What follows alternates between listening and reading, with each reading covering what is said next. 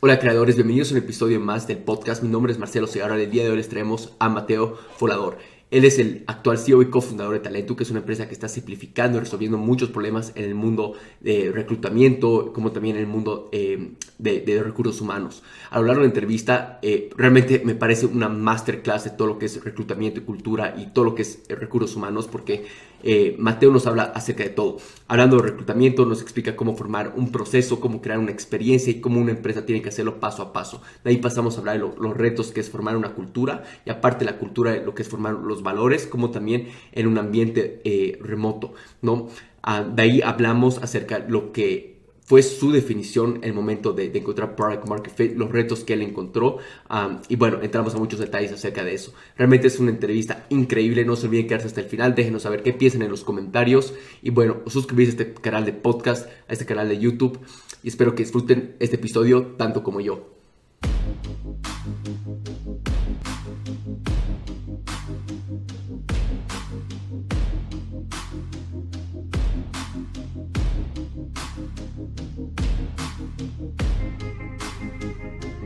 Hola Mateo, ¿cómo estás? Bienvenido a Creadores.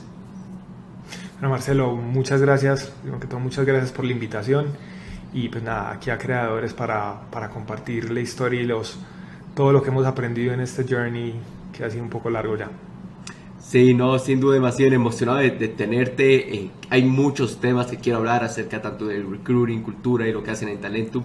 Pero antes de entrar a todos esos detalles, quisiera hacerte la pregunta que le hago a todo speaker, fundador, emprendedor que viene acá al podcast, que es ¿cómo te picó a ti el bicho emprendedor? Qué buena pregunta, Marcelo. Bueno, yo soy emprendedor toda la vida. Pues, o sea, yo empecé a emprender cuando tenía 18 años. Eso surgió en ese momento principalmente pues, por necesidad. Pues, digamos que mi mamá se había quebrado con un negocio que tenía y digamos que había pues como una necesidad de poder buscar. Pero además de eso, yo siempre he dicho que, pues, digamos ahí fue como la primera vez que formalmente lo hice, pero yo siempre he dicho que yo soy emprendedor desde los 8 años. Porque desde eso, como eso que uno vendía cosas en el colegio, como ese tipo de cosas. Y al final siempre yo creo que, porque yo creo que hay una característica de los emprendedores, es que los emprendedores son inconformes respecto a los problemas que existen en el mundo, ¿cierto? Entonces te voy a dar un ejemplo de algo que me pasó en estos días. Estaba en un banco haciendo una fila y yo decía, ¿cómo es que aquí no tienen algo donde uno se vaya y cuando ya le vaya a tocar a uno, pues uno viene y se presenta en el banco? Y de ahí simplemente puede salir una solución que solucione un problema en el negocio ante las personas. Al final lo que hacen los emprendedores es resolver problemas. Entonces yo creo que siempre, pues, digamos, mi familia siempre fue emprendedora, pero siempre desde pequeño fue como un tema como de cuestionar mucho el status quo y sobre todo cómo las cosas pueden ser mejores. Y en la medida que eso sucede, yo creo que ahí es donde cuando vos estás buscando cómo solucionar problemas todo el tiempo, lo que te termina pasando es que te haces consciente de todos los problemas que hay. Y al final hay muchas soluciones que todavía están por inventar y de ahí salen todas esas oportunidades. Sí, sí, sin duda. O sea, tal como mencionas, creo que un emprendedor ve las oportunidades, especialmente cuando ya va creciendo tu emprendimiento, ¿no? Y en tu caso especialmente, que has tenido varios emprendimientos previos, es como que ves oportunidades de todo lado, ¿no? Ves problemas para resolver, ves muchas cosas, y es justamente por eso que a veces para un emprendedor es súper difícil mantenerse enfocado, porque siempre hay algo nuevo, siempre hay algo nuevo que brilla, ¿no? Quisiera entrar un poco a tu historia. A ver, bueno, primero que nada tuviste una agencia, no sé si ese fue tu primer emprendimiento. Contanos, a ver, quizás llevar unos años atrás de cómo arrancaron esos primeros emprendimientos.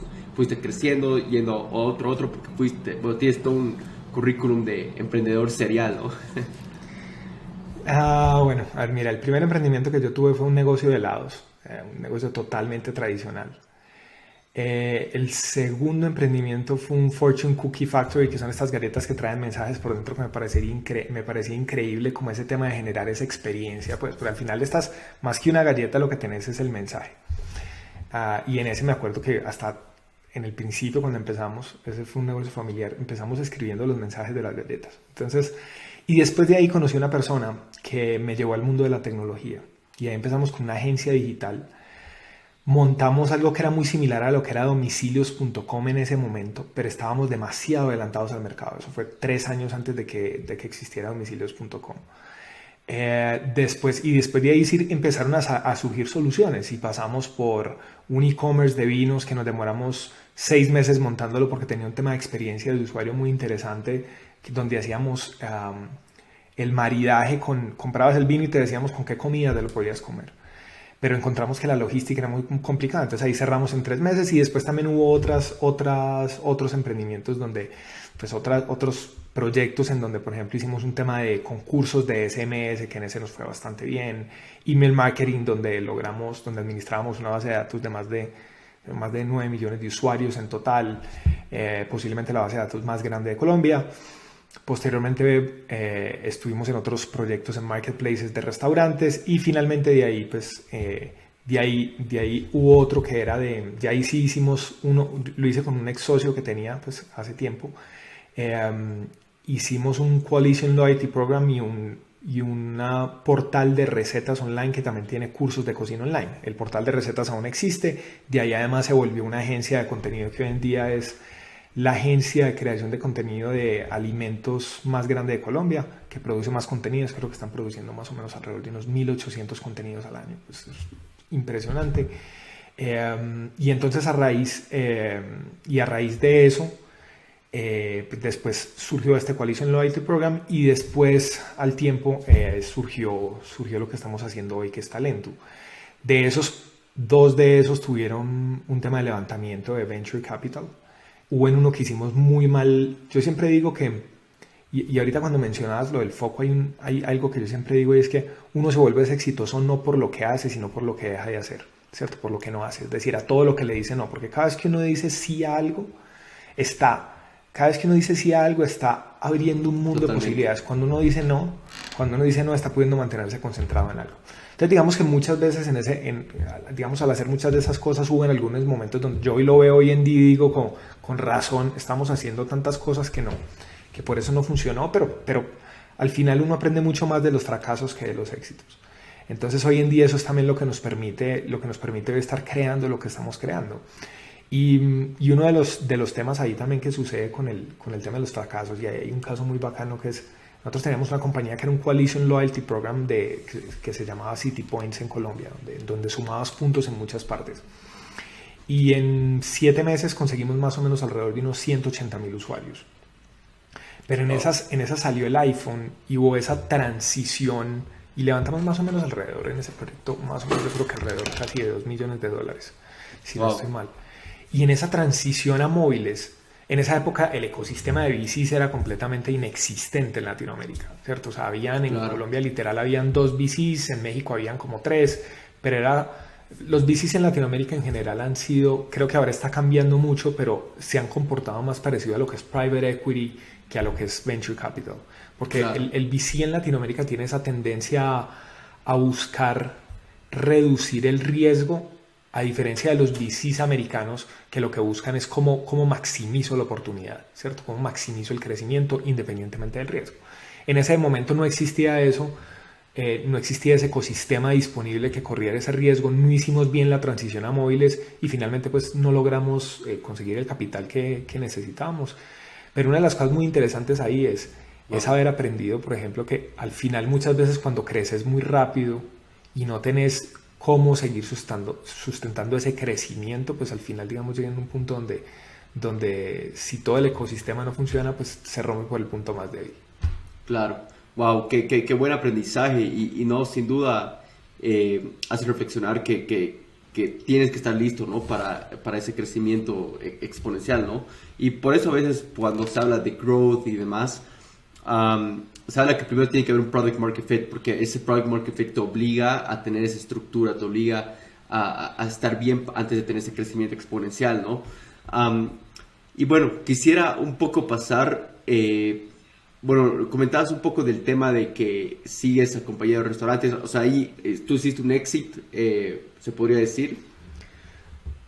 No, ahí digamos nosotros hubo una cosa donde hubo, digamos, un tema de una venta de unos activos, y en la Ya. otra sí la compañía, pues digamos la compañía se volvió rentable. Pues, o sea, digamos en el caso de la compañía esta que te digo, de que tiene el portal de recetas y además de eso Ya. tiene una agencia de producción audiovisual y además hacen growth marketing, esa compañía es una compañía, no es como Talento, que es una compañía que es VC-backed, que estamos buscando unos crecimientos acelerados. Esa es una compañía que tiene muy buenos crecimientos, pero estás hablando de crecimientos del...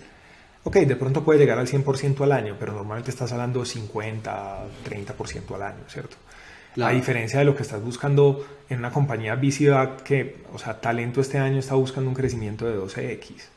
Entonces, cuando Wow. estás hablando de un crecimiento de 12x es como, o sea, el mindset del equipo.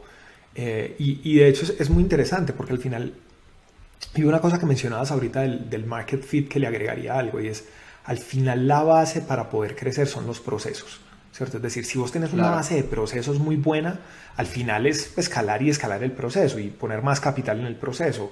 Al final tenés que ver cuáles son como los elementos que son escalables, que pues en general sale de todo lo que venga de tecnología o dinero o personas, ¿cierto? Es muy Claro. fácil escalar con tecnología, ¿cierto? Pero escalar las personas no es tan fácil. Entonces, cuando tenés compañías de servicios, hay que capacitar, enseñar, y puedes tener procesos para eso, pero tiene unas dificultades, a diferencia de cuando te estás creciendo basado en tecnología, que es, ejemplo, tenés un scoring system de un lending company y pues pasas un usuario o pasas 500 usuarios y al final es lo mismo y es digamos lo que Claro. pasa con talento. O sea, al final nosotros digamos tenemos una parte de tecnología pues muy buena que lo que hace es que te permite escalar agregando ese valor, ¿cierto? Porque al final siempre hay algo que es como value for money. El market fit sea cuando el valor que percibe al cliente, el valor que percibe al cliente es mayor que el valor que te paga y por eso decide quedarse. Obviamente ahí tienes que tener un modelo de servicio, un Claro. modelo de procesos, un modelo de operación, un modelo operativo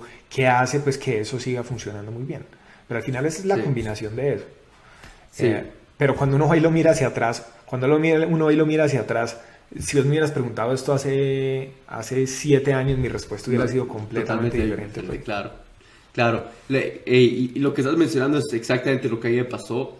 Nosotros, bueno, teníamos una de las mejores agencias en realidad de Bolivia, agencia de medios, que hacemos crecer en contenido, ads y demás. Agarramos una de las mejores marcas, o sea, en nuestro portafolio y fue realmente que a medida que íbamos metiendo más marcas, a medida que íbamos agarrando más cuentas técnicamente, era agarrar y contratar dos, tres personas más, dos, tres personas más, dos, tres personas más, hasta que ahí realmente se volvió un dolor, ¿no? Contratar más personas, encontrar el talento adecuado. Y ahí me di cuenta, igual, tal lo que has mencionado, necesitamos escalar lo único con tecnología y eso no es el camino y ahí fue que dejamos de hacerlo. Y, Ajá, y casualmente, mira, digamos algo que nos pasó a nosotros y era que los clientes solamente les gustaba hablar con dos personas. claro. Entonces el problema que esas personas éramos yo y el socio mío Sí, exacto. y en ese momento y al final eso es muy poco escalable. Entonces sí, eran clientes muy grandes, pero al final terminabas cada vez, el día al final tiene 24 horas y no puedes trabajar 24 horas. Entonces al Claro. final es un tema también de... Y no significa eso, yo tampoco, a ver, yo no creo que los únicos negocios que hay posibles, porque cuando uno está en tecnología, entonces uno todo lo empieza a dar con la luz de la tecnología y es como VC-backed y hay que crecer rápido y no sé qué. Yo creo que hay muchas historias muy interesantes de compañías que han logrado cosas increíbles sin ser ese modelo de venture backed. Vos vas y ves una compañía como Zapier que tuvo solamente una ronda de inversión de 2 millones de dólares y hoy en día vale 1 billón de dólares. O sea, sí existen modelos con los cuales puedes escalar compañías sin necesitar tanto capital, ¿cierto? Al final es un tema, pues yo creo que de Ah, no, encontrar la claro. mejor forma. Lo que pasa es que también, Exacto. digamos, muchas veces el VC money también tiene un modelo que a veces presiona hacia hacerlo de determinada manera, pero al final hay muchas formas de llegar al mismo camino. Exacto, exacto, totalmente. Ahora, bueno, entremos a todo lo que es talento. ¿Cómo surge la idea? ¿Qué problema es el que ustedes definen? ¿Podrías llevarnos quizás un poco atrás igual a ese MVP que han formado y de ahí vamos partiendo? Mira, talento ha tenido un camino bien interesante porque digamos que llegar a ese market fit nos costó un montón. Cuando llegamos al market fit, llegó la pandemia. Entonces pasamos de estar vendiendo X valor a vender el 5% de lo que vendíamos.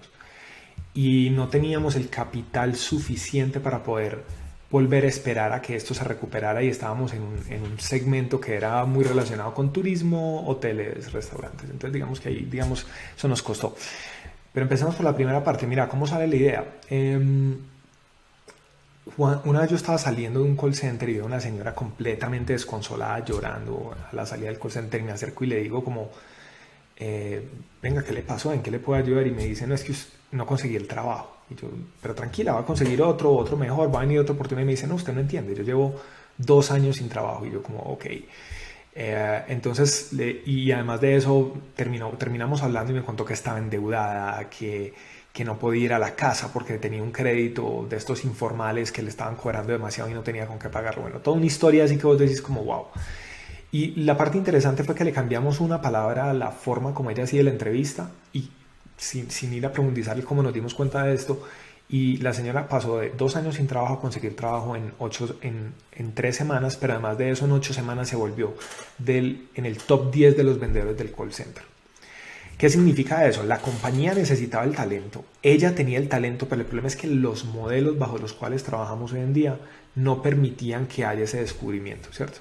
Pero entonces además de eso, cuando vas y descubrís todo esto, te das cuenta que en la categoría hay muchas ineficiencias. O sea, cuando estás buscando una persona, normalmente, y si alguna vez de los dos lados hay muchas frustraciones. Si alguna vez pues porque has tenido empresas, si alguna vez has entrevistado algo a una persona, te has visto que uno siempre dice esa palabra de no se preocupe, yo lo llamo, o no me llame, yo lo llamo.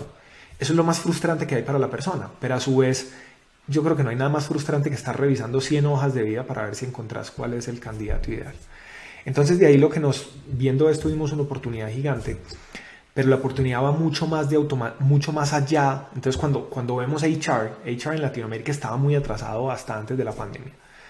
Entonces de ahí lo que hacemos es que desarrollamos un MVP, que lo primero que hicimos era un modelo para predecir quiénes eran los mejores vendedores. Eso lo desarrollamos para varias compañías. Tenía una tasa de predicción muy buena, pero casualmente hoy ninguna compañía lo usa. Y la razón es que las compañías no estaban preparadas para ese cambio porque culturalmente la adopción de tecnología no depende de la tecnología, depende más de un tema de la capacidad del cambio dentro de la organización. Entonces cuando vas a hacer como transformación digital, tenés más que pensar es en change management que en transformación digital. Entonces ese fue el primer un cambio de hábito, un cambio de proceso, te refieres, ¿no? Dentro de una un cambio de la forma de pensar. Ya. Un cambio de la forma de pensar. Cuando vos pensás que es imposible que un algoritmo haga mejor el trabajo que vos, nunca vas a aceptar eso, ¿cierto?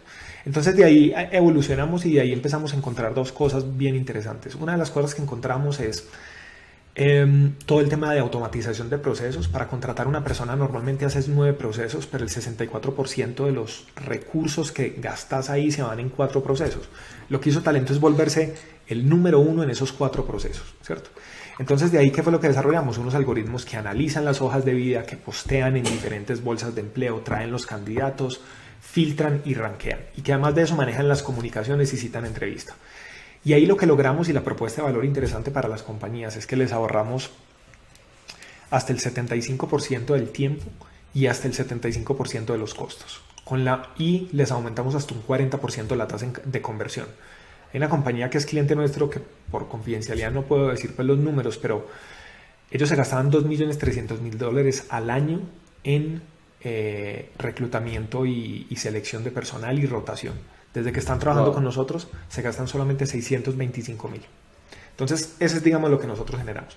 Pero después de empezar a hacer esto y cuando ya lo estábamos haciendo muy bien, empezamos a descubrir que había otra cantidad de cosas bien interesantes. Entonces empezamos a darnos cuenta que si además de eso, cuando a la persona la seleccionan, además de eso le damos entrenamiento, se disminuye la rotación. Entonces montamos una capa de entrenamiento. Después nos dimos cuenta que si además de eso ayudamos a las compañías a conectarse con más bolsas de empleo, también logramos tener más candidatos, y como tenemos más candidatos y les reducimos esos tiempos, ellos se pueden concentrar más en los procesos, entonces aumenta la tasa de conversión en un 40%. Y ahora, por ejemplo, digamos que es la nueva etapa en la que está entrando Talento. Es que cuando vos vas y nosotros nos enfocamos en la categoría de lo que nosotros llamamos como blue collar jobs, que son cargos operativos o low skill jobs. En esa categoría no existen datasets, y ese es el mayor desafío que tienen todas las compañías que tienen servicios que le quieren ofrecer a los usuarios. ¿Por qué? uno de los grandes problemas de por qué una persona cuando saca un crédito después no lo paga es porque se quedó sin trabajo, ¿cierto? Claro. Pero resulta que nosotros tenemos la información para saber cuál es la persona que tiene más probabilidad para quedarse sin trabajo.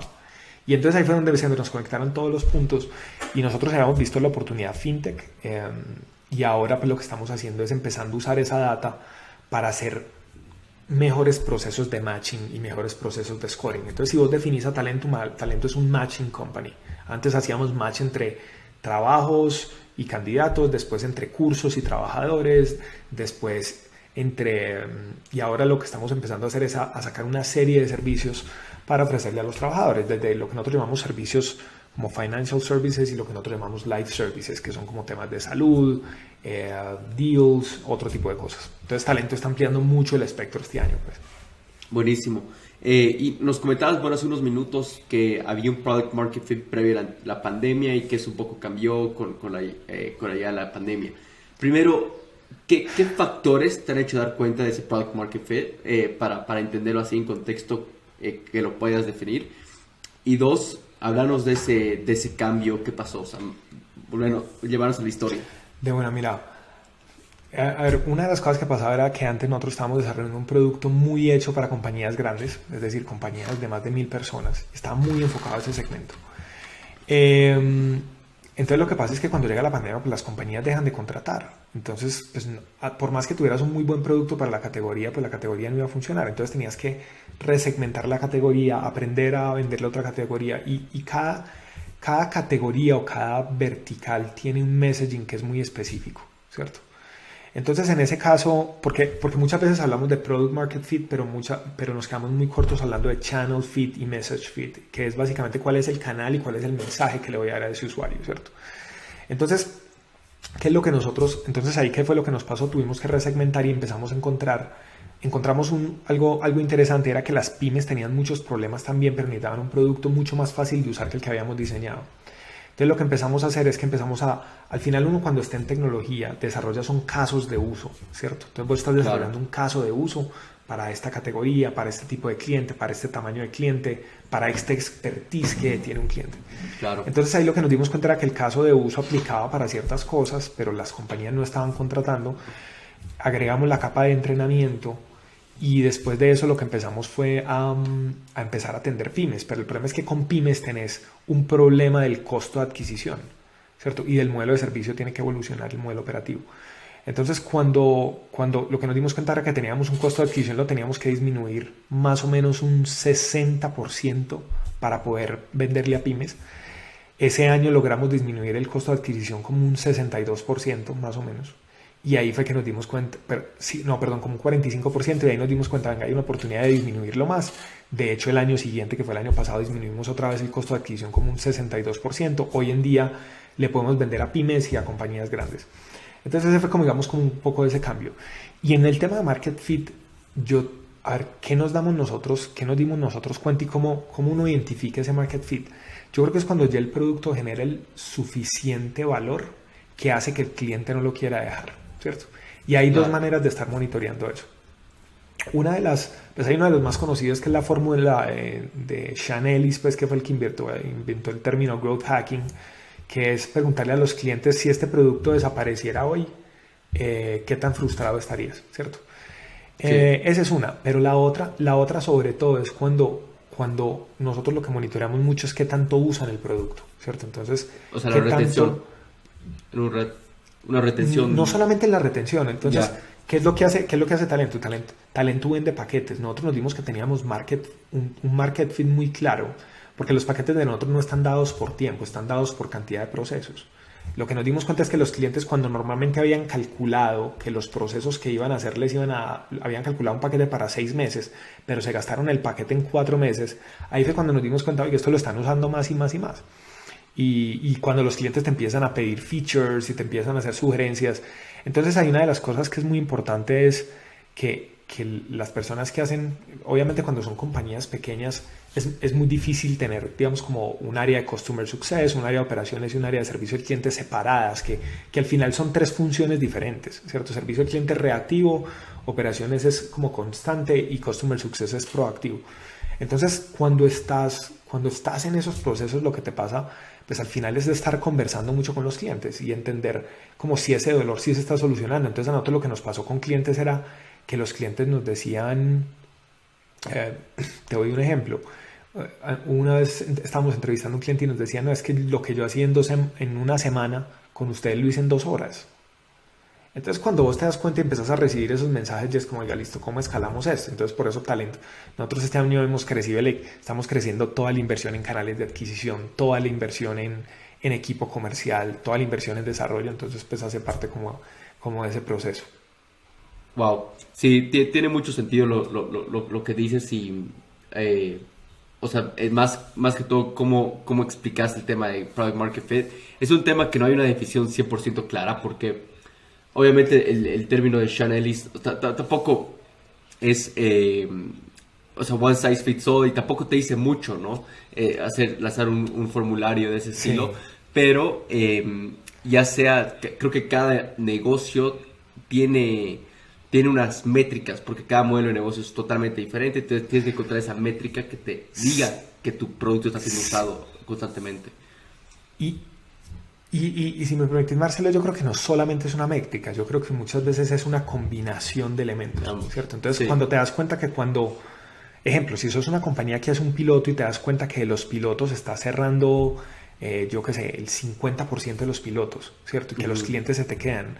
Cuando te das cuenta que los clientes cuando les propones dicen, venga, yo quiero un piloto, entonces de que de cada cita el 50% logras que sean pilotos.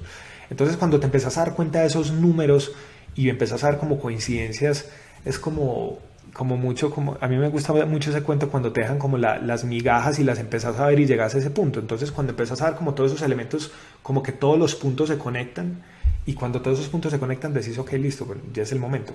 Obviamente en compañías...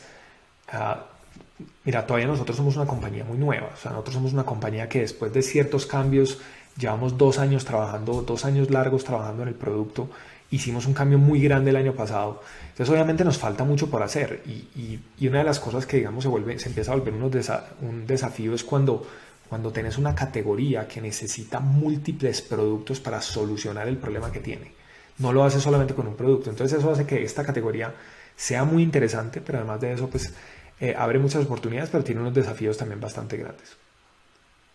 Sí, definitivamente. Sí, estoy totalmente de acuerdo contigo. Quizás girando un poco la página, quiero tocar en dos puntos que creo que son súper cruciales como cualquier empresa, startup y demás. Que uno llega a ser el tema de reclutamiento. Quizás, obviamente, al hacer esto para empresas, ayudarles a solucionar este problema, nos puedes quizás un poco explicar cuál es la mejor forma de hacerlo, ¿no?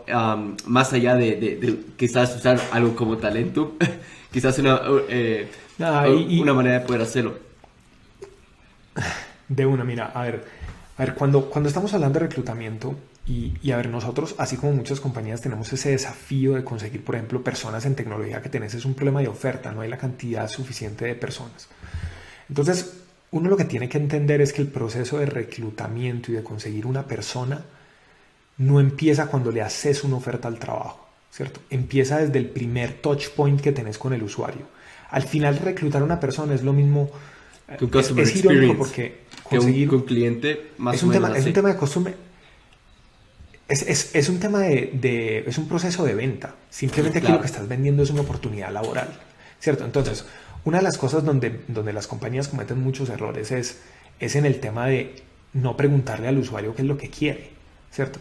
Entonces, una de las cosas que nosotros hacemos, pues te lo cuento en Talento, pues qué hacemos con el equipo. Con muchas, digamos, todas las personas que trabajan conmigo, yo tengo un Excel donde sé cuál es el sueño de cada una de esas personas. ¿Para qué razón? Para para poder ver cómo la compañía les ayuda a ellos a cumplir ese sueño, ¿cierto? Pero digamos, una de las cosas que estamos estableciendo ahora en los procesos de selección de talento es preguntar eso desde el principio. Entonces, cuando vos le preguntas eso desde el principio al candidato, lo que empieza a pasar es que el candidato el nivel de confianza de una se dispara.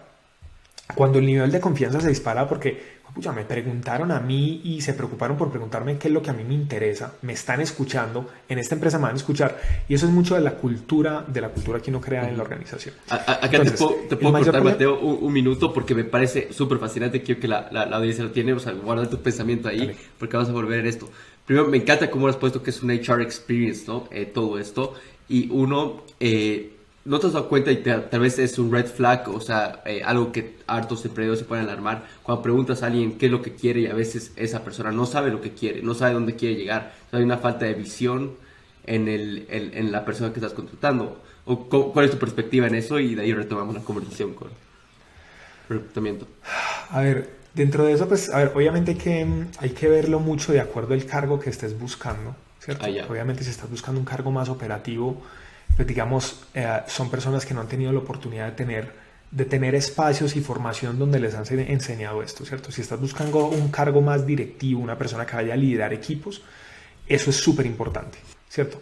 A ver, una de las cosas es que una de las cosas que es muy importante acá por lo que me acabas de preguntar es, no puede haber progreso si no hay self-awareness, ¿cierto? Es decir, si no hay autoconciencia de cuáles son mis skills, cuál es mi inventario de skill sets, yo en qué soy bueno y en qué no soy bueno, es imposible que haya progreso. ¿Por qué? Porque no soy consciente de mis debilidades. Entonces, de hecho, y casualmente en estos días no sé si has visto una cosa que se llama el Drucker-Koenig Effect, que es básicamente que cuando vos estás empezando a hacer algo, vos te sentís súper confiado, ¿cierto? Ya. Y en la medida que lo empezás a hacer, te das cuenta que no sos tan bueno haciéndolo, entonces tu confianza empieza a bajar, ¿cierto? Y después, cuando ya te vuelves un experto, pero estoy hablando top 50 en el mundo, nunca tu confianza vuelve a ser tan alta como al principio cuando lo empezaste a hacer. Y la razón de esto, yo cuando descubrí esto, para mí esto fue como mind blowing, pues, te digo, para mí fue como, wow. O sea, yo no, ¿por qué no había entendido esto antes? Esto no lo explicaron en una conferencia en el proceso de aceleración con Google hace como un año. Y una de las cosas que es muy, muy interesante de esto es que todo esto relacionado con el síndrome del impostor, todas estas cosas, está relacionado con esto, y es el nivel de confianza no propiamente está asociado a tu capacidad del nivel de performance que tenés. Y cuando no tenemos conciencia de nuestro nivel de performance que tenemos o nuestro nivel de habilidad, tendemos a juzgar a los otros muy mal por su nivel de habilidad, pero además de eso tendemos a sobreestimar nuestras capacidades de delivery, ¿cierto? Entonces, en ese orden de ideas, cuando estás buscando una persona que sea más directivo, que estés buscando esa persona que tenga más esa capacidad dentro de la organización de liderar equipos, etcétera, vas a tener que profundizar mucho más en eso. Entonces, volviendo al tema de reclutamiento, ya después de haber hecho ese paréntesis. Entonces, en el tema de reclutamiento, ¿qué es lo que es muy importante? Mira, tienes que diseñar. A ver, una de las cosas más importantes es que las compañías no diseñan una experiencia de reclutamiento. Entonces, desde ejemplos como desde el principio, decirle a la persona que va a entrar a trabajar acá por qué no debería trabajar acá. Entonces, te doy un ejemplo, esto no nos lo inventamos nosotros, esto yo lo copié de David Vélez de Nubank. Ellos tenían un deck de cultura de la compañía. Y les decían, venga, acá va a esperar esto, va a esperar esto, va a esperar esto, no va a esperar esto, esto y esto. Nosotros, dentro de esto, le decimos a las personas cuando van a entrar a la compañía, la cultura que nosotros estamos montando es una cultura de transparencia y confianza. Y para la transparencia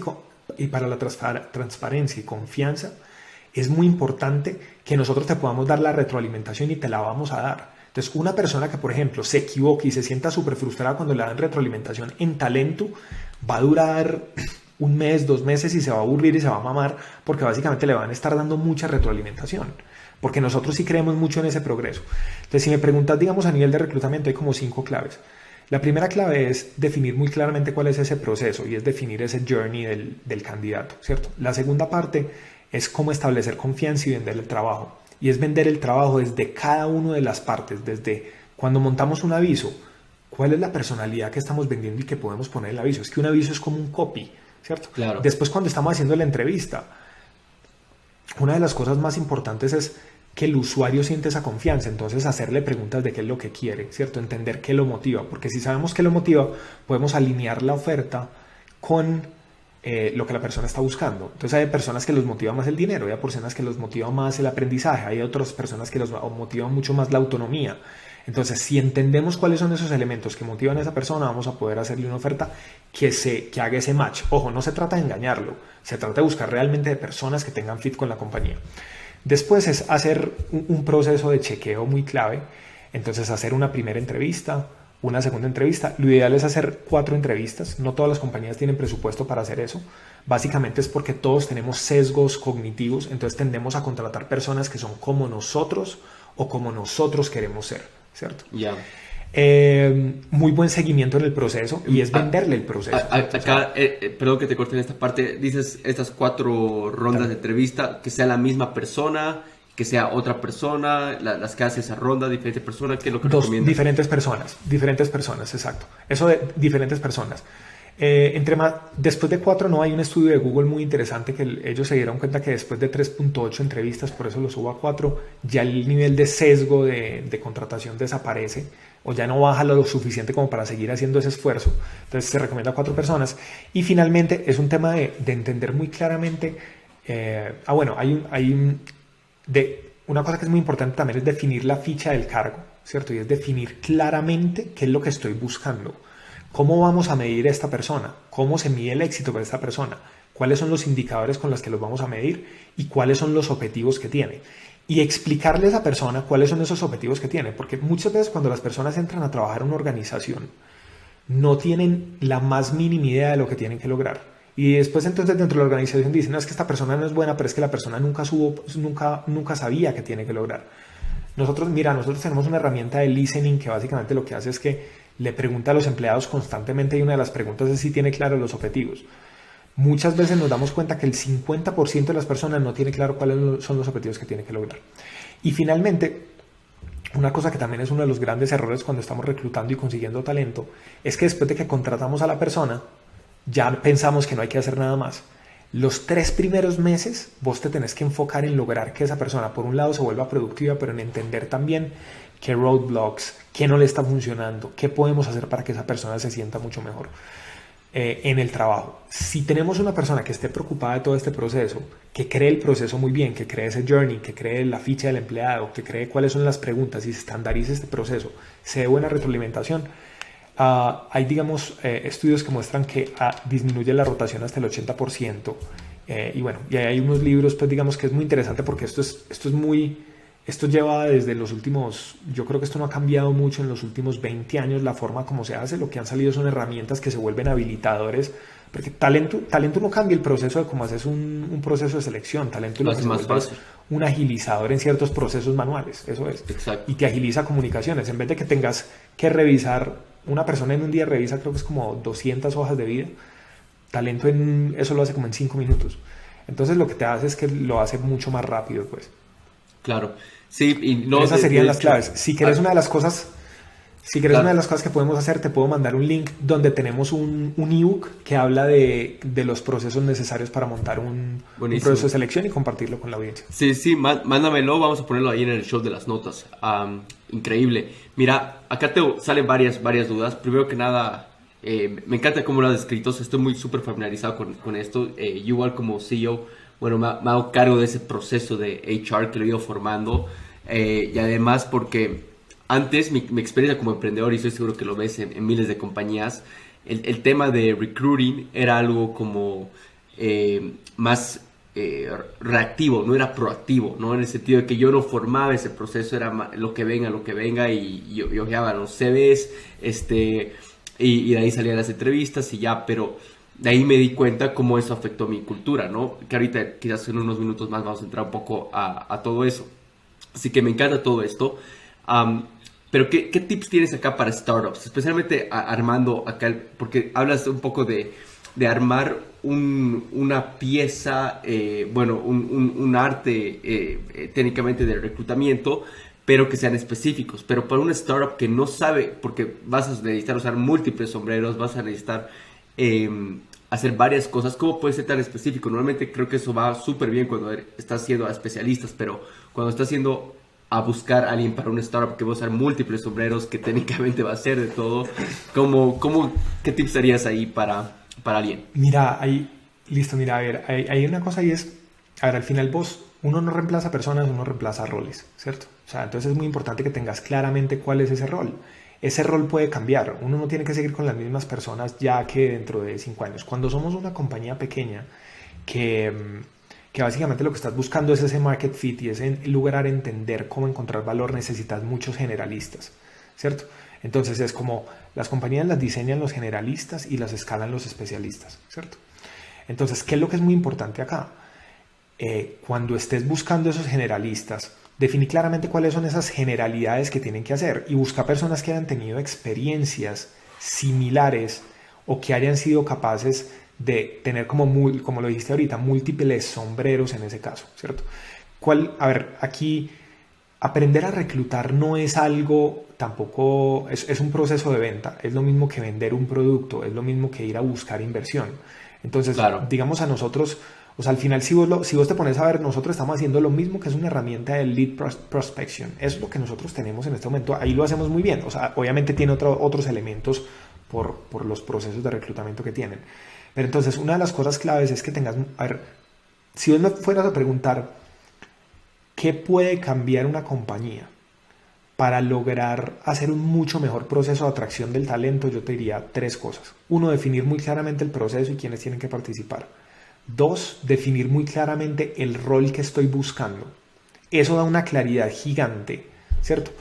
Y lo tercero es ser muy bueno en las comunicaciones. Y ahí no tienes que contratar una plataforma como Talentus. Ahí puedes usar Gmail con Zapier integrado a un spreadsheet. Y con eso lo logras hacer, ¿cierto? Claro. Y a un Forms de Google. Con esas 4 cosas te puedes ahorrar para ahí un 30% del tiempo. Si sabes usar ese tipo de herramientas. Pero sobre todo cuando eres una startup, creo que la clave más importante, entonces eso sería cualquier compañía que quiera mejorar su proceso de atracción del talento. Pero sobre todo cuando eres una startup, creo que hay una cosa más importante aún. Y lo mencionabas ahorita, es el fit cultural de la compañía. Porque las primeras personas que vas a traer son las personas que van a definir esa cultura. Tiene un porcentaje y querámoslo o no, grande. la cultura se está... Exacto. Y querámoslo o no, la cultura se está definiendo. Es decir, si la cultura no se está definiendo voluntariamente y conscientemente, se está definiendo involuntariamente e inconscientemente, ¿cierto? Se está creando ¿con qué?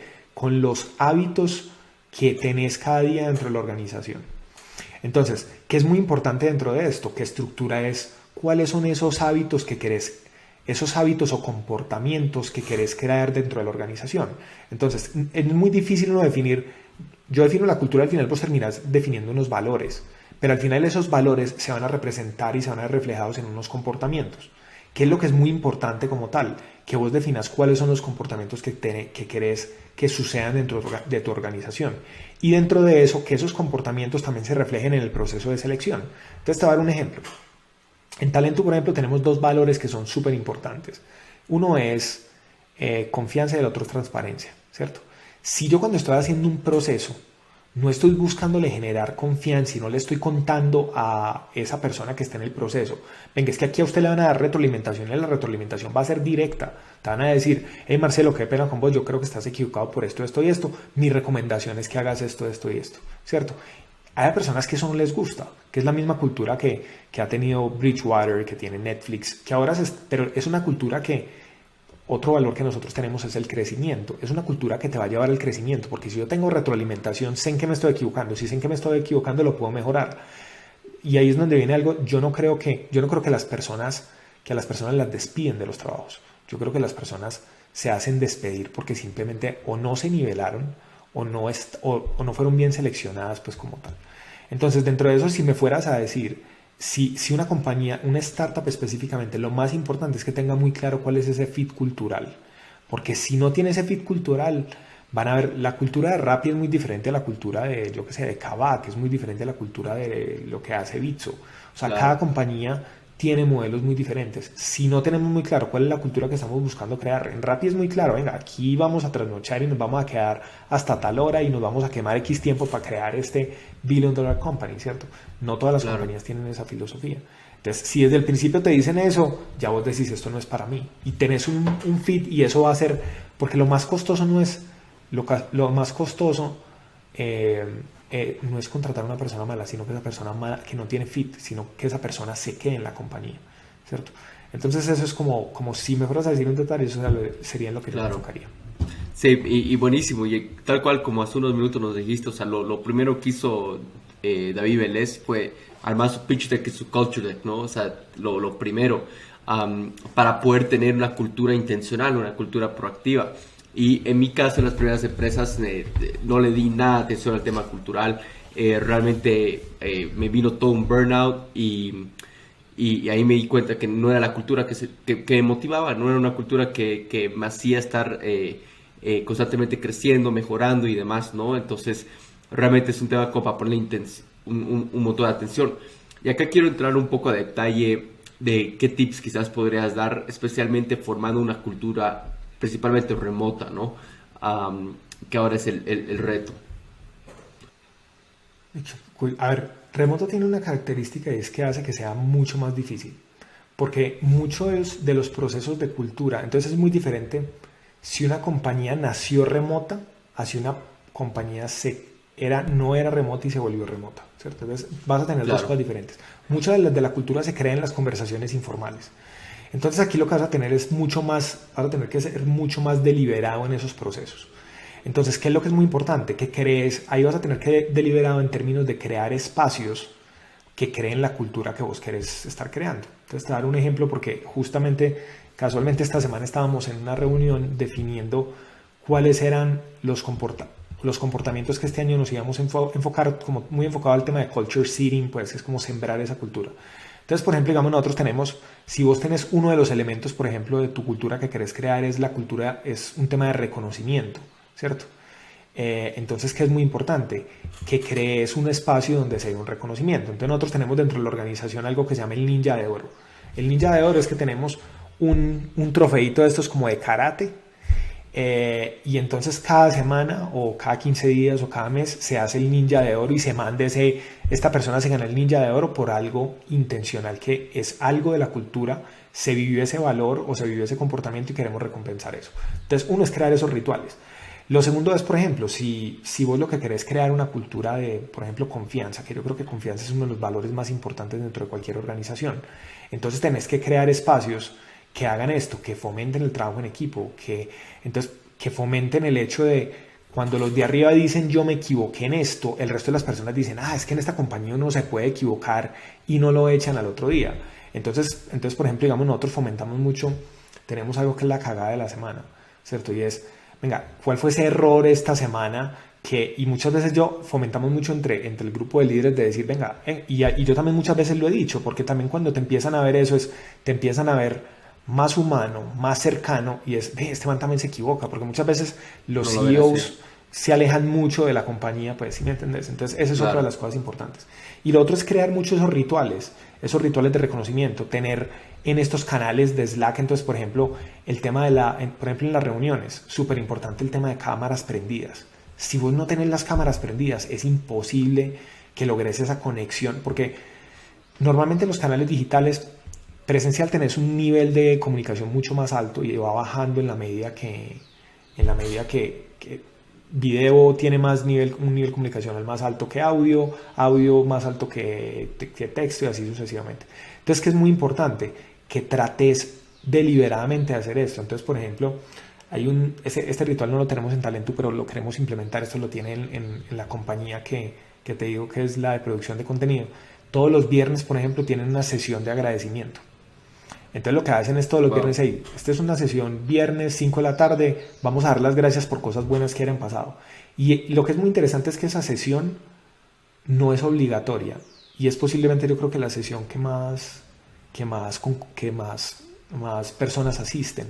Entonces hace parte de eso. Entonces dentro de esa cultura tener muy claro cuál es esa cultura y después crear esos rituales, pero te toca crearlos online, ¿cierto? Entonces también dentro de esto, hoy existen muchas herramientas que están facilitando esto, pues, pero entonces crear este canal en donde, oiga, venga, tomémonos un café, dar sorpresas, como todo ese tipo de cosas empieza a funcionar mucho mejor. Pero una de las cosas que es muy importante es, para mí, como yo pienso que las personas se ven muy motivadas cuando logran cosas. Yo no creo que lo que motive a Claro. una persona es ir a una empresa a jugar ping-pong, ¿sí me entendés? Entonces, lo que es muy importante es cómo destacamos ese logro. Mira que si yo te pregunto, hey Marcelo, ¿cuál fue tu momento más memorable de 2021? Yo estoy seguro que vos no me vas a decir cuando fuiste a cine o cuando estabas viendo Netflix. Vos me vas a decir, generalmente es cuando lograste algo que era difícil, ¿cierto? Entonces, cuando ponemos cosas retadoras, cuando ponemos esas metas y ponemos a un equipo, le das una meta, le das la autonomía, le das la libertad y la confianza para que pueda lograr eso, en general te va a sorprender, ¿cierto? Pero si no estás dando eso y no estás creando esa cultura, entonces, si vos me preguntás a mí, yo hay en muchos procesos internos de la compañía que antes, cuando no sabía, me metía mucho. Ya es como, venga, esta es la alineación y esta es la autonomía que tenemos. Entonces ya es cómo yo le facilito el trabajo al equipo. Y yo creo que muchos CEOs cometen errores en ese sentido, y es que están tan metidos y haciendo micromanagement que después, cuando el CEO ya no puede hacer micromanagement, se cae todo el performance de la compañía. Exacto, sí, totalmente. Ahora, quiero entrar a esta parte específicamente porque vi que ustedes, o sea, como talento, aplican todo lo que es el e-training y demás. Con esto se van a lo que es ayudan a sus clientes a crear una cultura de constante entrenamiento, de educación, o sea, o a qué se van con ese punto. Y si es que igual consideras algo bueno, eso igual ya en forma de tip, de crear esa cultura de educación constante, ¿no? A ver, mira, hay una cosa que es muy interesante en Latinoamérica casualmente es la región del mundo. Yo cuando leí esto me sorprendí, porque es la región del mundo que más gaps de conocimiento tiene. Esto se mide de la necesidad de las compañías respecto a los conocimientos que hay en el mercado. Estamos por encima de África, ¿cierto? Y por encima de Asia, que pues uno ve, pues Japón, Singapur, todo esto es una cosa, pero India, China es otro cuento completamente diferente. Entonces, ¿qué es lo que nosotros hacemos? Nosotros lo que buscamos es nivelar esos... A ver, talento se enfoca más en talento operativo, ¿cierto? Pero lo que buscamos es nivelar esos conocimientos dentro de la organización.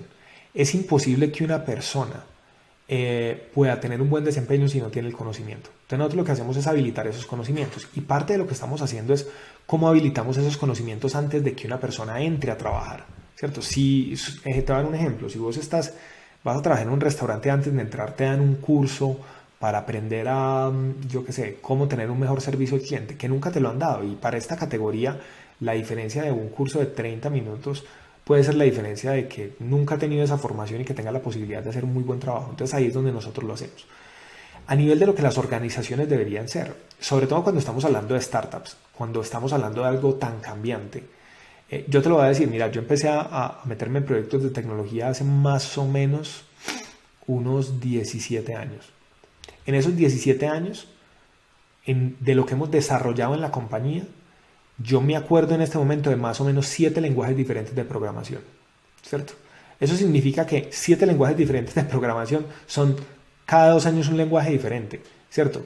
Entonces cuando estás en un segmento en el cual sucede esto, en el cual sucede tanta innovación tecnológica, que hace tanta disrupción de ciertas cosas, si vos no creas una cultura de crecimiento dentro de la organización, donde las personas se estén volviendo mejores, al final lo que te va a pasar es que tu compañía se va a quedar obsoleta, se va a quedar pensando atrás. Si por el contrario creas una cultura en donde constantemente, mira, nosotros tenemos una palabra dentro de la organización que es muy bacana, que es consistencia, y es cómo hacemos esta semana mejor lo que estábamos haciendo la semana pasada.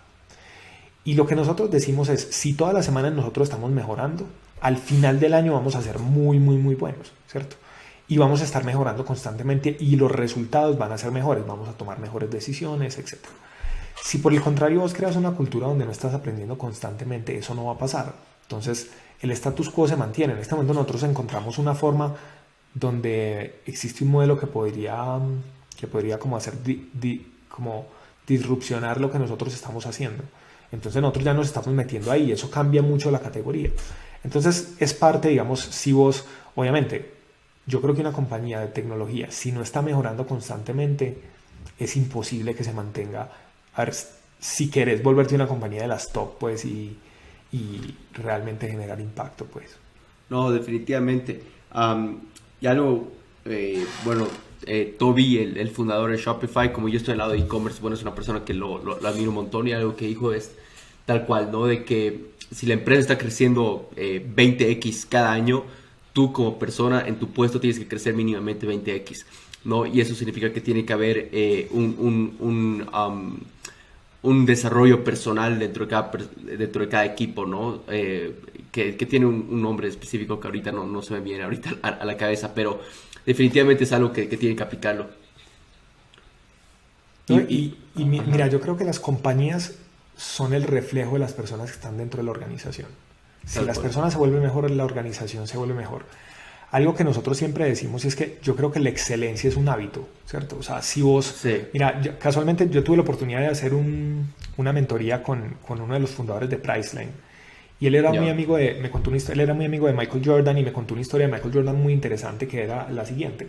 Un día Michael Jordan estaba en la cancha y ya iban ganando no sé por cuánto y el balón se fue y el tipo se tiró como si fuera el balón de la final, pues así a cogerlo y se dio contra la mesa.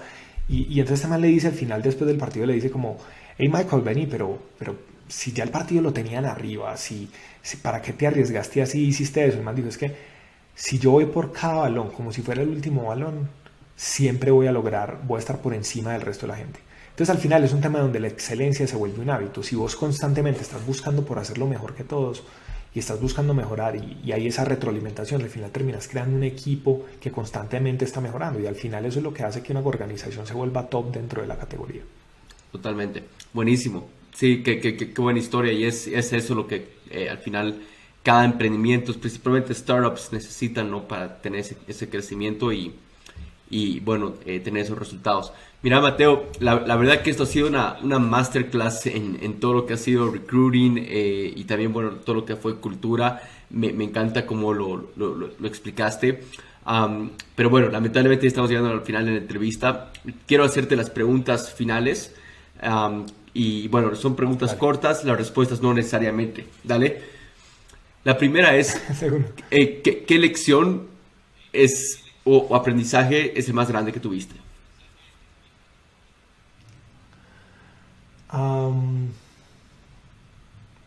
Creo que lo más importante que yo he aprendido básicamente es crear sistemas para poder estar constantemente creciendo. Y a lo que me refiero a esto no me refiero solamente a crecimiento de la compañía, me refiero a crecimiento individual. Y ahí yo creo que la base son los hábitos. 95% de lo que hacemos es inconsciente. Si creamos hábitos que son sistemas que nos permiten constantemente estar mejorando, finalmente vamos a volvernos mucho mejores. Sí, definitivamente, totalmente de acuerdo. Yendo a las siguientes, ¿cómo cuidas tú tu salud mental? Bueno, a ver, ahí hay un tema muy digamos, yo medito todos los días. Llevo meditando ya bastante tiempo, más de 20 años. Pero dentro de eso yo creo que hay como 3 cosas que son claves. A ver, una de las cosas que es muy importante es vos entender cuáles son las creencias que vos tenés que te limitan, es decir, cuál es tu sistema de creencias y buscar dentro de eso reemplazar cuáles son esas creencias que te mejoran mucho más y a partir de eso nuevamente crear hábitos que te permitan cuidarte, pues digamos como tener ese mindset completo. Una de las cosas que digamos, por ejemplo, a mí me parece que se cometen muchos errores es que yo creo que consumimos mucha basura en el contenido que vemos, ¿cierto? Entonces creemos que la dieta se trata solamente de consumir ciertos alimentos, pero no pensamos en qué es lo que yo estoy viendo. Si yo todo el día estoy viendo política, conflictos, etcétera, pues de eso es de los que estoy llenando mi cabeza, ¿sí me entendés?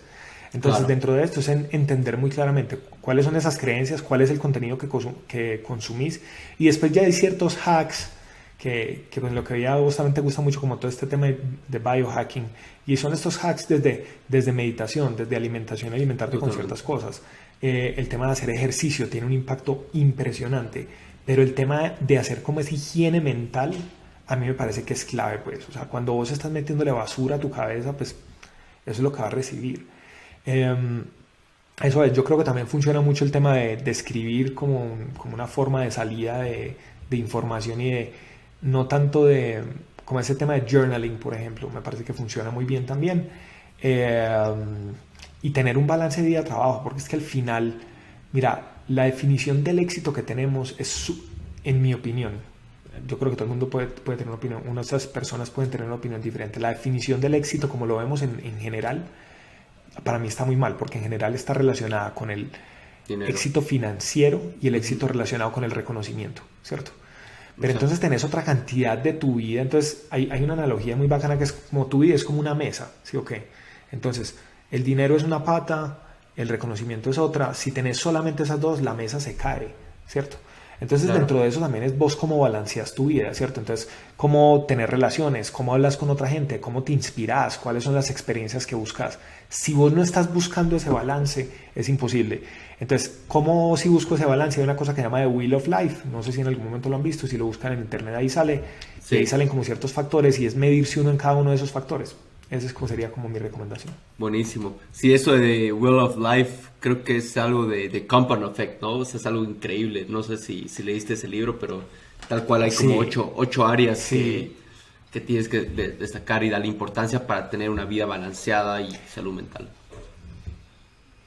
Sí, y mira que al final el modelo como, a ver, esto es muy interesante, porque cuando vos creas una startup se basa en procesos de experimentación para descubrir cosas, ¿cierto?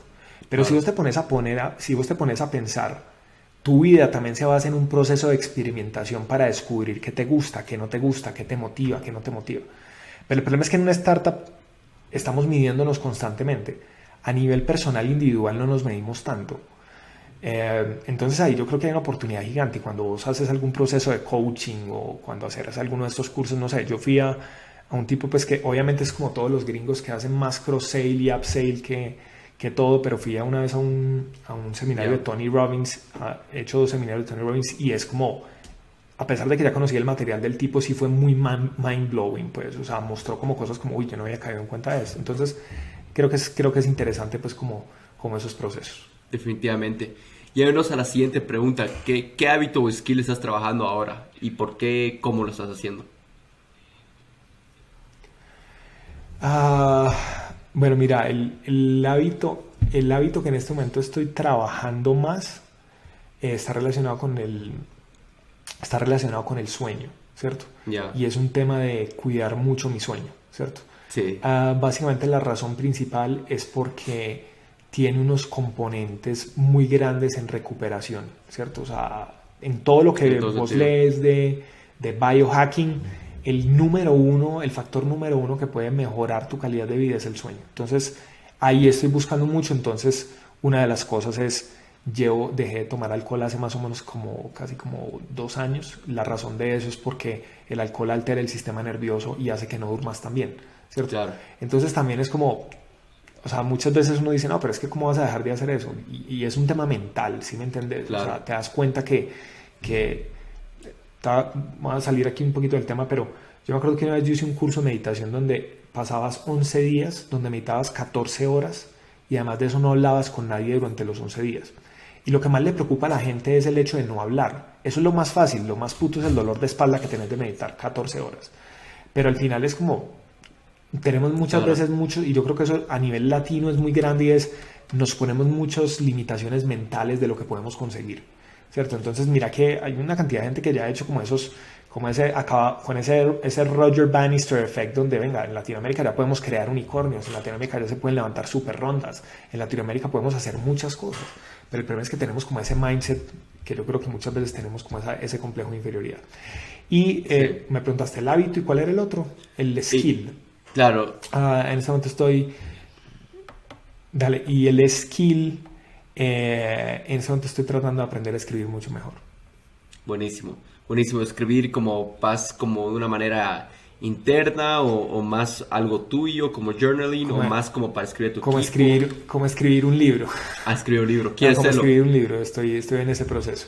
Ya. Sí, estoy en ese proceso, ya voy adelante pues en ese proceso. Buenísimo, sí, ¿no? Igual está dentro de mis metas escribir un libro pronto y es algo que lo estoy haciendo. Y qué casualidad, porque igual un hábito mío que estoy tratando de mejorar y igual súper metido en todo este tema de biohacking es el sueño. Justo llevo mi Oura Ring aquí puesto y Ok, de hecho es algo que increíble, ¿no? Y tal cual, igual que tú, hace 2 años dejé de tomar alcohol.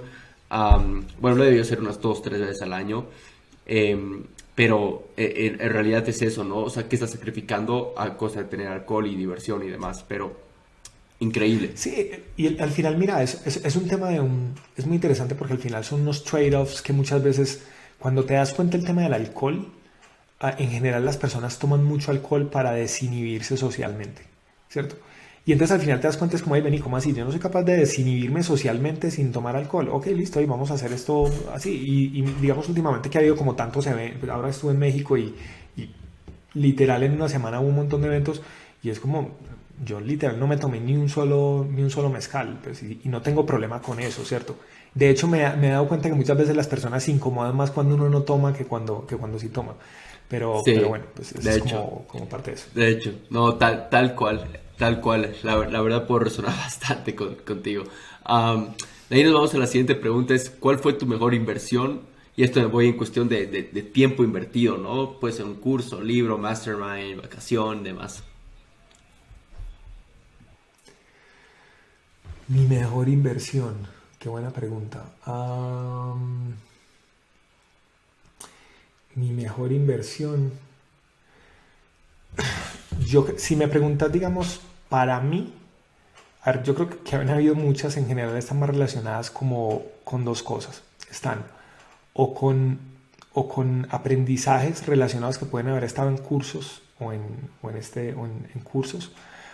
Y si me preguntas mucho, si profundizamos en eso, yo creo que una de las mejores inversiones que yo hice fue, digamos, el tema de Tony Robbins. A pesar de que no me gusta porque le hacen a uno mucho cross-sale y upsale, sí creo que para mí eso fue como un game changer pues en la vida. O sea, fue como yo fui allá un día y cuando volví sí estaba en otro nivel. Y sí es un tema como de changing your beliefs. Ese para mí fue como un tema. Y eso me hizo meter mucho en el mundo pues como el desarrollo personal, que al final en Latinoamérica Claro. yo creo que muchas veces como que nos cuesta mucho eso, pues. Pero para mí yo soy súper fan pues y me encanta consumir ese tipo de contenido. Ese para mí hubiera sido, si me preguntas hoy, como una muy buena inversión, creo que fue esa. Y otra que digamos a mí me parece es el tema de crear relaciones con personas que te inspiren, pues. Entonces muchas veces uno dice, no, yo no logro llegar a esta persona. He tenido conversaciones con el dueño de Priceline, o sea, tuve una mentoría Claro. y a partir de ahí mira, yo creo que cuando uno invierte en las relaciones, yo nunca lo he hecho por el interés de invertir en la relación para ver cuál es el payback, pero ayudarle a la gente siempre tiene un payback que uno no sabe por dónde viene. O sea, entonces dentro de eso como volverse consciente de devolver lo que uno ha aprendido y ayudar, eso me parece como que es una inversión gigante, pues. Buenísimo. Sí, no, de hecho, concuerdo contigo. Y esos masterminds igual fui de Tony Robbins y es como dices, uno no se da cuenta de las ideas limitantes que tiene. Hace falta Sí, tener eso en nuestras vidas y hacerlo de manera diaria, ¿no?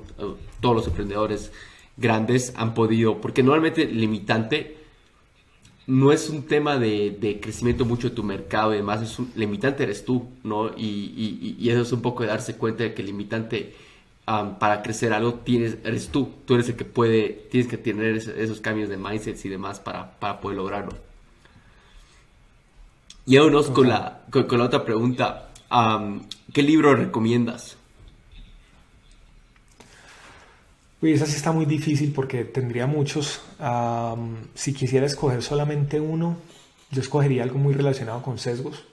Hay dos libros que se me vienen en este momento a la mente. Hay un libro que se llama Deviate. No es un libro muy conocido, pero es un libro que habla de cómo funciona la mente y cómo la mente construye las realidades. Y cómo Ya, a través de tus creencias hacer las interpretaciones del mundo, pero sobre todo te explica mucho cuáles son las trampas de la mente que la mente hace para que vos te sientas mucho mejor. Ese libro es como pues muy, muy, muy brutal. Hay otro libro muy bueno que se llama Black Box Thinking. ya, Esos son como dos, pues obviamente eh, Black Box Thinking habla de cómo hay un pensamiento de caja negra y un pensamiento no de caja negra, que es una analogía, hace una comparación entre la aviación y el sistema médico. Entonces, como con la aviación, después de que hay un accidente, van y miran la caja negra, en cambio cuando una persona se le muere a un médico, le quitan la licencia al médico. Entonces habla de cómo el 50% de las muertes hoy en día son por errores médicos, pero sin embargo la aviación pasó de tener, creo que eran como 50 muertes por cada 1000 vuelos, creo que es como 200 muertes por cada 3 billones de vuelos, o sea, es un número así, 3 millones de vuelos, algo así, no me acuerdo cómo es.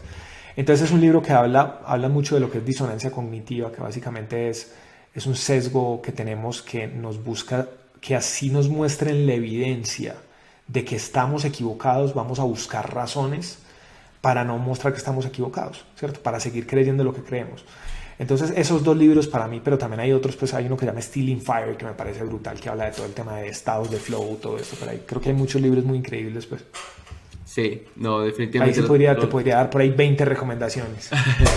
No, de hecho vamos a poner los que has mencionado ahí en las notas, no leí ninguno, así que igual van a estar ahí en mi lista para leer después.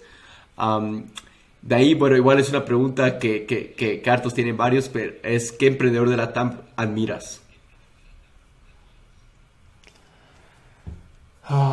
¿Qué emprendedor de la TAM admiro?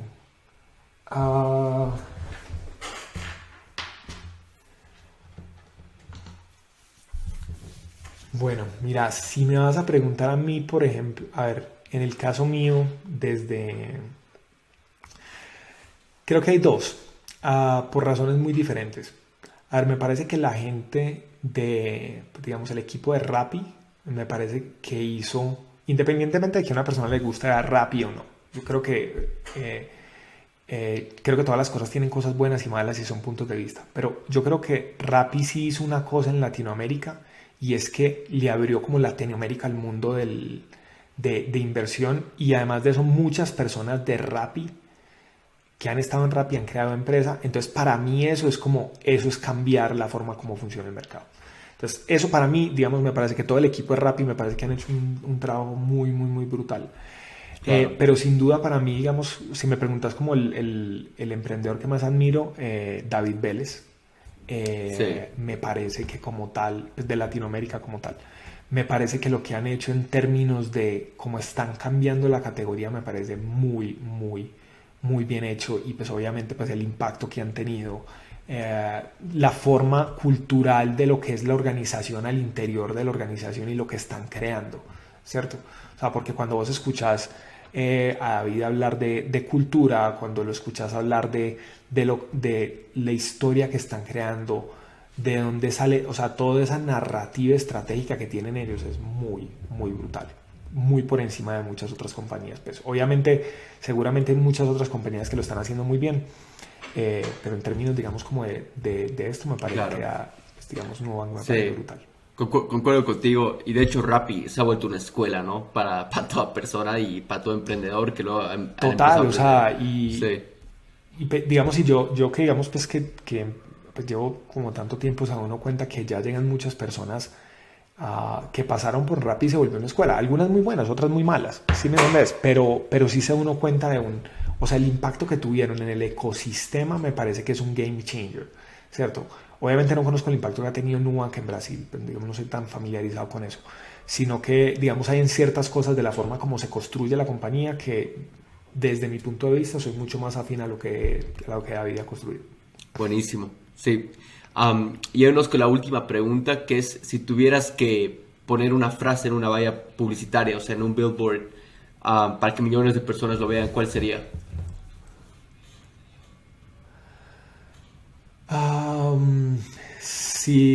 Yo lo que pondría es never stop learning.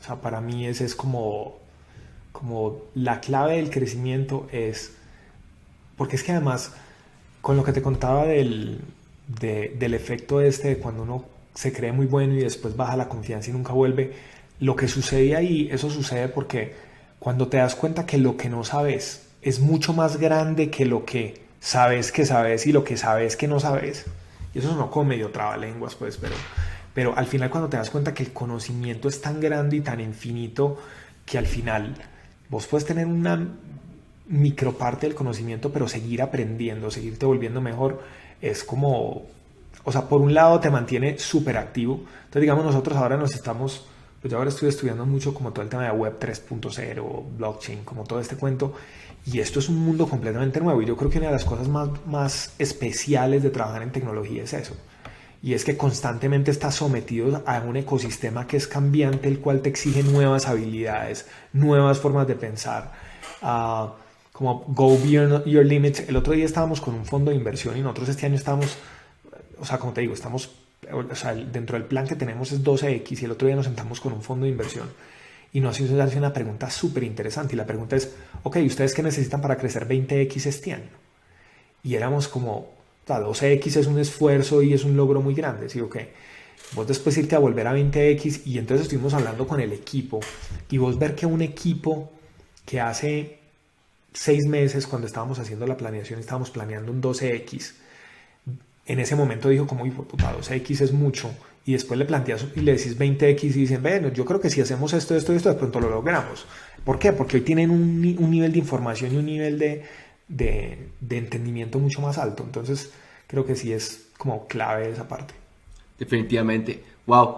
Mira, Mateo, la verdad que eres un absoluto crack en muchos temas. Me ha encantado poder tener esta conversación contigo, que el resto de la audiencia pueda aprender de ti, de talento y bueno, de tu historia, ¿no? De tus errores, aciertos y demás. Así que te quedo muy agradecido. Y espero, bueno, tenerte pronto de vuelta en unos meses en el podcast para ya expandir otros temas que la verdad nos quedó un poco ahí corto el tiempo. No, Marcelo, muchas gracias por la invitación.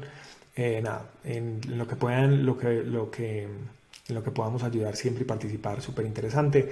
Para los que quieran, pues digamos, como saber algo más de mí, me pueden encontrar en LinkedIn como Mateo FH o también en Twitter y en Instagram también como Mateo FH. Buenísimo. Y para Talento, ¿cómo si alguien tiene alguna duda o le podemos ayudar en algo, bienvenido. Y para Talento nos pueden encontrar en como, bueno, www.talentu.co. En LinkedIn salimos como Talentu Company y en las redes como Talentu Company. Y pues ya si en cualquier cosa que pueda ayudar, trato de responder. Todos los mails que me llegan pues los respondo. Entonces, bienvenido. Buenísimo, buenísimo, Mateo. Los ponemos ahí en las notas. Gracias por ver este episodio. Si te gustó nuestro contenido y sacaste valor, por favor déjanos saber qué piensas en los comentarios, como también suscribirte a este canal de YouTube. Esto nos permitirá llegar a mejores expertos y también emprendedores alrededor de la TAM. Y también llegar a más personas con ganas de llevar su vida al siguiente nivel como tú. Y también nos ayudará a formar una comunidad de gran impacto. Y si estás buscando aprender, emprender y también expandir tus conocimientos, aquí te dejo 2 formas gratuitas de cómo hacerlo. Número 1, únete a nuestra comunidad de Quiero Emprender en Facebook. Y número 2, síguenos en Facebook, Instagram y TikTok. Te dejo los links en la descripción. Nos vemos en el siguiente episodio.